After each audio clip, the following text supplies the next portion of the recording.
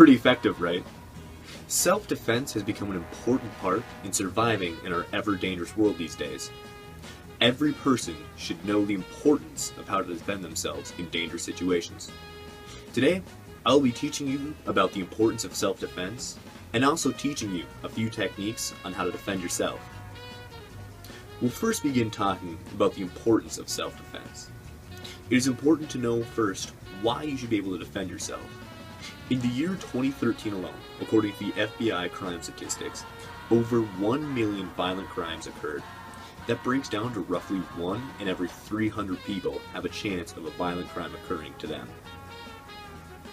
While it is important to understand that our ever-dangerous world calls for people to be able to defend themselves, what is also important to understand is knowing the proper time to use self-defense.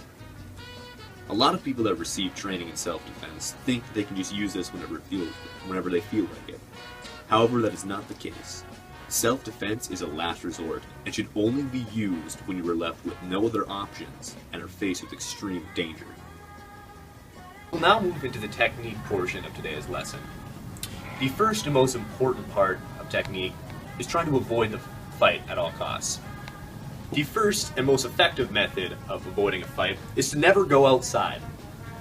Seeing as that is not always the most practical decision, the second most important way to avoid a fight is good cardio. Assuming that you cannot avoid the fight and it actually comes down to a one-on-one tussle with the other man, there are two main steps to overcoming and winning against your opponent. The first of that step is choosing your style.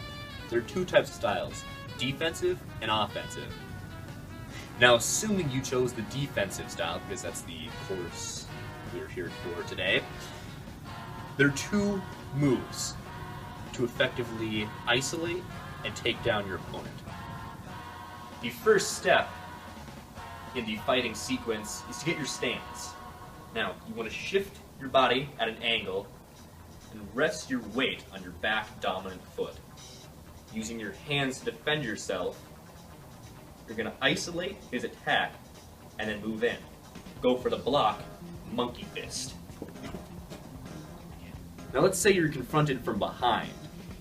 When the attacker approaches you, simply flip around, get in your stance, isolate, and monkey fist. Let's say you're now confronted by two opponents. What do? Well, simply target your first opponent, isolate the move, monkey fist, flip around, isolate the second move, and monkey fist the second opponent. It's as simple as that. Let's say you're confronted now with a full Nelson. Simply shuffle backwards, grab the legs, drop them, and finish with monkey fist. Now let's say your opponent anticipates the monkey fist as it is the most common form of self-defense. Simply come in with the right monkey fist, notice the block, and then swap to a left monkey fist. Let's say your opponent is armed, in this case with a deadly knife. Simply move in for the slap, followed with a monkey fist.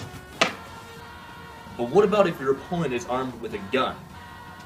Simply get into your stance again, shift your weight, slap the threat away, followed up with a monkey fist.